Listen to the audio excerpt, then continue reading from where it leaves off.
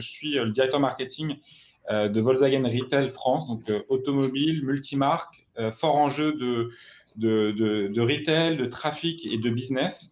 Et le sujet qu'on voulait évoquer, c'était comment utiliser sa propre data, qui aujourd'hui est peu mal ou peut être très bien optimisée pour faire du business dans l'automobile. On va vous présenter ça. Je te laisse la parole, David. Oui, moi je suis David, je suis cofondateur d'Advalo. Et effectivement, l'objectif c'était de partir d'un cas concret. La data et l'IA sont parfois des sujets qui peuvent sembler assez intellectuels, et pourtant ce sont des sujets vraiment très concrets.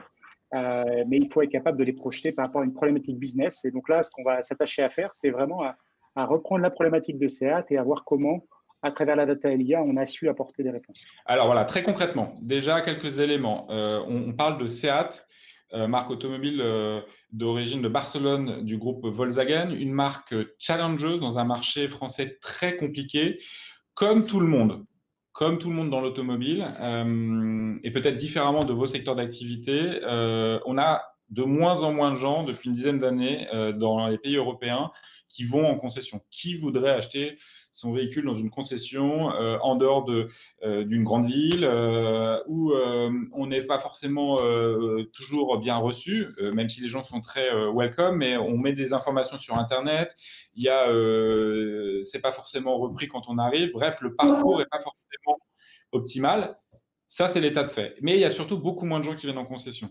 Il y a un enjeu féroce, et encore plus quand on est une marque challenger et une petite marque, on est face à des Renault et des Volkswagen, et on est, comme vous tous, dans une optimisation du budget média. Arrêtons d'essayer d'acheter du lead ou de l'intentionniste auto, quelqu'un qui veut acheter un véhicule, comme font les 30 marques du secteur automobile. Et donc, l'enjeu dans ce contexte de contrainte, quand même, c'était d'essayer d'en tirer une énorme opportunité parce qu'on avait, il y a 3 ans, quand on s'est rencontré avec David, des énormes objectifs d'augmentation. Et je vous donne un seul chiffre. Depuis 2 ans, la marque SEAT en France et en Europe a vu doubler ses chiffres et a été la plus forte croissance sur le marché automobile des marques généralistes. Donc, qu'est-ce qu'on s'est dit ? On veut arrêter de faire comme tout le monde pour acheter de la data et des intentionnistes et créer du lead artificiel qui n'est pas forcément bien géré par nos réseaux. On a une déperdition énorme dans le business. Comment on capitalise sur notre donnée, la donnée de nos sites web, la donnée des leads, pour tout simplement segmenter, profiler nos audiences, découvrir dans notre data les intentionnistes et augmenter les leads qualifiés. Et surtout, un enjeu très important qu'on abordera, qui est prégnant dans l'automobile. Le parcours d'achat est certes, il y a moins de gens qui vont en concession, mais surtout, le temps d'achat, il est d'environ 3 mois et il est en train de vraiment réduire à 2 mois. Donc, il fallait aussi avoir un enjeu d'utiliser la data pour accélérer, on va dire, la conversion en achat automobile. Pourquoi on a choisi Advalo ?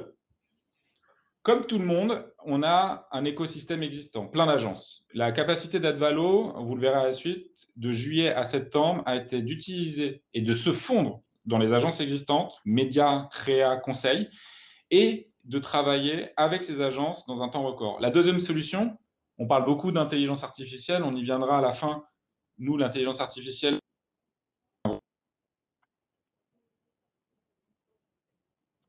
enfin, incroyable, mise en place le 15 septembre, premier résultat le 25 septembre, avec les SI existantes. On a souvent ce problème-là en tant que décideur. Moi, j'ai la chance d'avoir un DSI participatif, mais vous avez un système d'information existant. Avec la solution Advalo, on vient se plugger, on va dire, en plus, avec les agences et les systèmes d'information, et c'est du plug and play, pas besoin de révolution. Et donc, en synthèse, j'ai pu voir, et je témoigne, et j'achète de nouveau la compétence que je trouve extrêmement rare sur le marché d'associer une techno, vraiment une intelligence artificielle de segmentation à haut rendement, une vraie orientation business. C'est-à-dire que, et pour avoir on va dire cette addition de techno et de business, il faut du conseil et de la création. Donc, Advalo est capable de faire ça, et encore une fois, l'a fait et avec les partenaires existants. Merci Brice pour cette belle intro. Effectivement, c'est des choses qu'on a fait en équipe, hein, qu'on a co-construit, parce que nous, effectivement, autant On a en interne beaucoup de compétences technologiques en termes de data, en termes de data science, mais on a aussi des équipes marketing qui sont là pour comprendre les besoins du client. Et là, comme on le disait tout à l'heure, la data, c'est d'abord finalement un enjeu business et derrière se dire par rapport à cet enjeu, quelle est la data disponible et comment je peux la valoriser. Add valo, c'est vraiment ajouter de la valeur. Donc, comment valoriser cette data pour pouvoir répondre à un enjeu marketing. Et donc, on a choisi de vous décrire 3 enjeux marketing qui étaient présents chez SEAT au moment où on a démarré ce partenariat pour pouvoir illustrer un petit peu notre propos. Donc, le premier enjeu, c'est vraiment d'être capable de se dire, finalement, j'ai plein de visiteurs sur mon site. Parmi tous ceux qui sont en train de naviguer sur mon site, quels sont ceux qui ont vraiment une intention d'achat et qui va être pertinent de recontacter par un vendeur. Donc, concrètement, dans l'automobile, c'est vrai que l'acte d'achat va se faire majoritairement encore avec un vendeur, avec une relation humaine. Brice le disait, il y a 2 mois de réflexion. Donc, cette approche humaine, elle est importante. Maintenant, les commerciaux, il faut leur amener des leads chauds, en tout cas des leads pertinents, parce que sinon, ils vont arrêter de rappeler leurs leads. Donc, tout l'enjeu, c'est de se dire, parmi tous mes visiteurs, quels sont ceux qui ont une vraie intention et pour lesquels il est pertinent d'aller déployer un effort commercial pour les amener jusqu'à la concession. Donc, on est parti finalement avec, donc, concrètement, on a branché notre plateforme sur l'ensemble du site de SEAT. La plateforme va en temps réel analyser la navigation de chaque individu. Et par rapport à cette navigation, on va avoir un premier score qu'on appelle un score d'intention. Concrètement, c'est de se dire, parmi tous les visiteurs, quels sont ceux qui sont chauds, quels sont ceux qui ne sont pas chauds.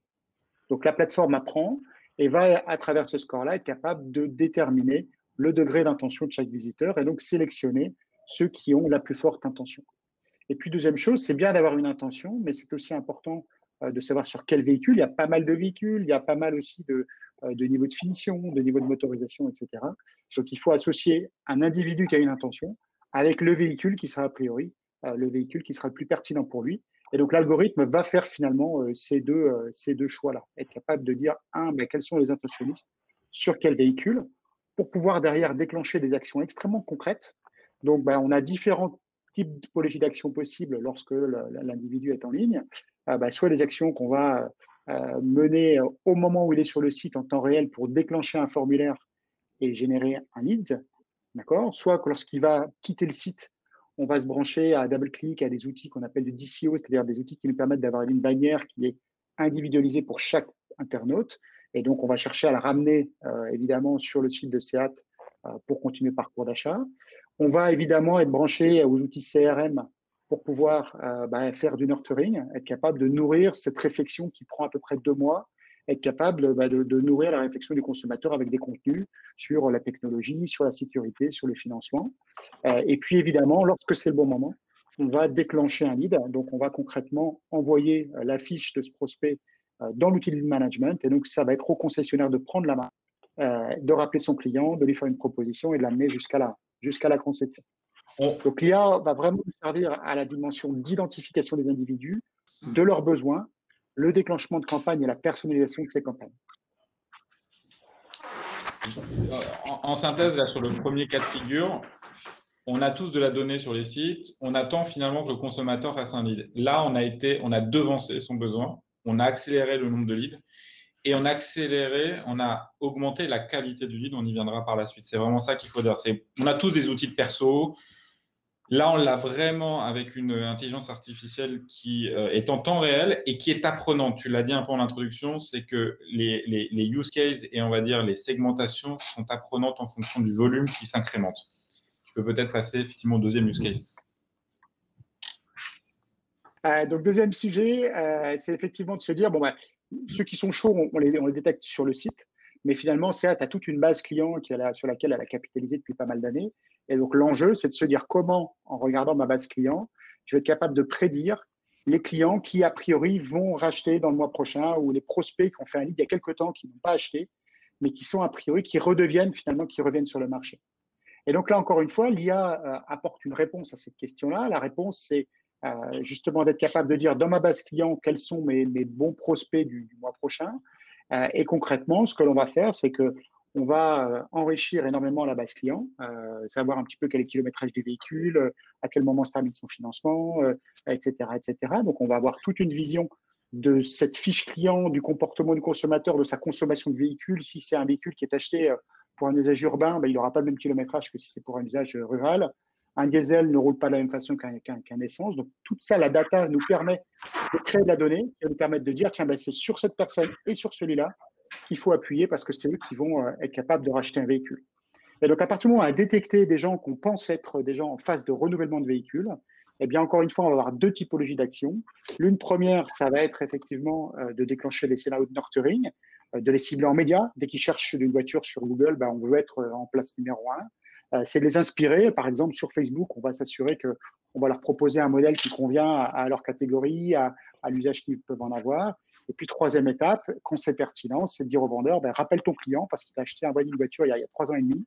Et c'est le bon moment pour être capable de le rappeler. Et on voit que l'efficacité de cette prédiction, elle est forte, puisque, comme on le note ici, le taux de transformation de ces contacts, ces leads qu'on génère ici, transforme à peu près à 20% en vente une fois qu'ils ont été basculés dans la concession. Ouais. Pour illustrer et très concret, ce qu'on vous a montré au début nous a permis de passer de 3 à 9% en termes de conversion, au-delà du volume de leads qualifiés qu'on renvoie. Et le fait qu'il y a un peu serpent de mer dans le marketing de bien gérer sa base froide, surtout sur des énormes volumes, quand vous mettez de l'intelligence artificielle, en simplement renvoyant au vendeur des opt-in de quelqu'un qui avait fait un lead ou une intention il y a peut-être 18 mois, mais qui revient sur le site avec un nouveau comportement, le taux de conversion passe à 20%. Et ça, pour le coup, quand vous commencez à mettre ces chiffres-là et quand vous dites à des vendeurs automobiles, mais rappelle ta base client. Et là, en fait, quand ils le voient, qu'on ne dit pas rappelle tes 100 clients, mais tu rappelles tes 10 qu'on a segmentés grâce à l'intelligence artificielle et qui voient qu'il y a des ventes derrière et qui voient surtout que sur les 10, ils en vendent 2. Je peux vous dire que l'effet au-delà du business, au-delà du marketing, déjà, nous, ça nous a permis de montrer que investir sur de la data et de l'intelligence, c'est beaucoup plus efficace que d'investir sur les médias. Être crédible vis-à-vis d'un board et être crédible vis-à-vis d'un réseau de distribution. Ouais, et on verra tout à l'heure qu'au-delà effectivement d'un vendeur en concession, c'est finalement le sujet global, hein, c'est de l'omnicanalité. Le fait de dire, j'ai pas mal de gens qui font des recherches sur Internet, mais qui finalement ne viennent pas forcément, ou enfin, avant de se rendre en magasin, pardon. Et donc, tout ce sujet de l'omnicanalité, il est clé. C'est comment coordonner finalement le réseau physique et le réseau digital. Et on verra tout à l'heure sur des exemples qui illustrent ça. Troisième étape, c'est de se dire, finalement, une fois que j'ai compris quels sont mes bons clients, quels sont ceux notamment qui achètent les nouveaux modèles, c'est d'être capable d'aller retrouver d'autres clients similaires à ces clients-là, et notamment à moindre coût. Et donc là, à travers l'IA, on va être capable, dans la base, finalement, d'identifier les bons individus, ceux qui ont une fidélité, une valeur client la plus forte possible. La valeur client, elle peut dépendre soit de ce qu'ils ont acheté, de combien de fois ils ont acheté. Ça, c'est très vrai dans le retail. Dans l'automobile, ça va être plutôt sur des niveaux de finition, ça va être plutôt sur des niveaux de motorisation, qui font que ce sont des clients à très forte valeur. Et donc là, à partir du moment où la base est capable d'identifier finalement ces individus, on va se connecter à des plateformes d'achat média que peuvent être Facebook, DV360, Criteo, etc., pour aller cibler des individus et proposer finalement de dire je veux trouver des jumeaux statistiques, des sosies de ses meilleurs clients, parce que je sais très bien que ce sera quantitativement une base d'acquisition qui sera raisonnable, mais surtout qualitativement des gens qui auront une capacité à avoir un taux de transformation sur les bons modèles, les modèles à plus forte marge, qui auront une capacité à avoir le meilleur taux de transformation. Donc là, on part de la base client, on l'expose à des plateformes médias, on trouve des sosies et on va faire de l'acquisition sur des clients qui seront a priori les plus performants demain. Alors, 2 anecdotes là-dessus. Donc, nos fameux segments chauds, reprenez le contexte que je vous décrivais. Nous sommes dans un secteur, 30 marques automobiles se battent pour, 27 se battent pour 50% du marché parce que les 3 marques françaises font 50% du marché. Et tout le monde fait la même chose, tout le monde achète les mêmes segments en médias. Là, on a pris finalement Facebook qui a inventé le lookalike 2.0 ou alors qu'il l'a popularisé et on a appelé ça le lookalike 2.0. Nos segments, nos clients propres de Seat, des gens qui ont vraiment été intéressés, qui ont vraiment acheté, et on en a créé des segments médias et on a imposé à Facebook, à Google, à DBM de créer ces segmentations dans le programmatique ex nihilo, voilà, from scratch. Et on ne va pas vous montrer les résultats médias, mais on a évidemment du saving fait sur la partie achat média. Mais ce qui est important à avoir en tête, c'est qu'Advalo a été encore une fois capable de travailler intelligemment avec l'agence média PHD et les éditeurs pour créer ces segmentations au bénéfice de la marque. Et les résultats donc de Selling Media étaient là. Et les résultats, surtout après, évidemment, visite qualifiée et en lead, pour revenir à un parcours un peu classique, ont été faits. Donc, en synthèse sur les 3 cas, dites-vous qu'on a d'abord, on avait un besoin de profiler, segmenter en temps réel notre data et nos parcours pour faire plus de leads. On l'a fait. Deuxième élément qu'on a testé, c'est ce que vous faites tous, le CRM onboarding, mais un peu plus intelligemment, je pense, ou en allant un tout petit peu plus loin, je me permettrai avec humilité, en essayant d'utiliser l'intelligence artificielle pour vraiment dissocier les signaux froids. Et dernière utilisation, et il y en a plein d'autres, d'utiliser ces segments pour le média, pour encore une fois, certes optimiser le média, mais surtout augmenter le business. Et donc là, vous avez effectivement le triptyque, média, plateforme et CRM, qui ont permis de faire beaucoup plus de business avec Advalo et qui ont soutenu énormément la croissance dont je vous parlais, le doublement des ventes de SEAT dans les 3 dernières années. Donc, effectivement, je devais annoncer un peu le bilan, on l'a un peu fait, l'agilité, le ROI, l'efficacité, le capital humain. Et un point très important qui permet peut-être d'introduire de nouveaux sujets, avec ce projet, on a aussi emmené les équipes vers la data. Et on a investi sur l'intelligence data parce que dans l'automobile, on va arriver à une voiture connectée, à des services prédictifs, etc., etc. On a simplement commencé à mettre une pierre avec du concret sur une stratégie data qui va après se décliner. Et de fait, on a montré des résultats concrets immédiatement et on a pu s'inscrire surtout dans le temps. Ça, c'est super important. C'est que on apprend, on défait, on recrée des use cases et Advalo est capable.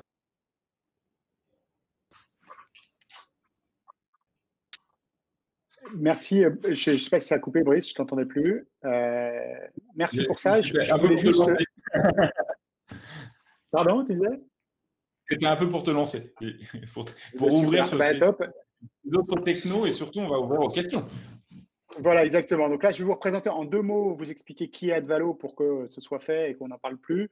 Vous présenter surtout les listes de nos clients parce que ça doit vous permettre peut-être de vous identifier à certains de nos clients et peut-être de pouvoir justement se dire, tiens, ça m'intéresse de savoir qui a fait quoi avec vous. Donc, en 2 mots, je présente Advalo.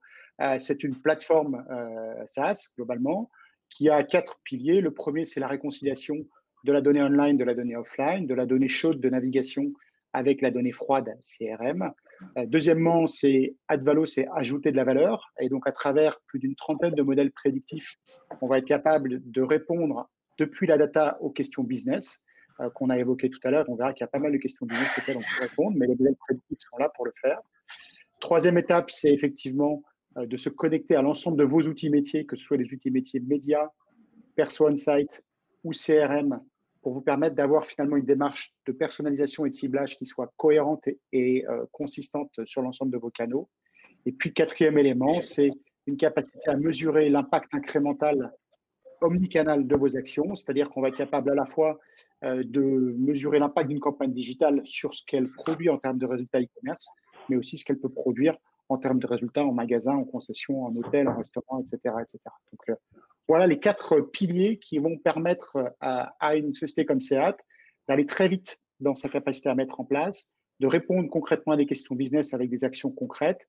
Et puis, ce que disait Brice, je fais, je défais, c'est-à-dire cette capacité d'apprentissage à travers finalement une mesure qui va être une mesure perpétuelle de ce que l'on fait.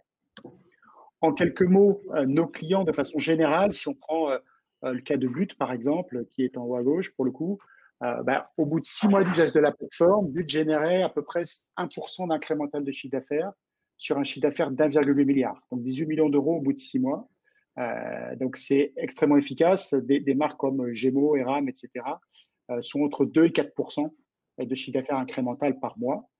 Et on voit bien que ce sont aujourd'hui, tout le monde s'y met. On a eu la chance de signer cet été Leroy Merlin. On a signé aussi des enseignes comme Volkswagen, etc.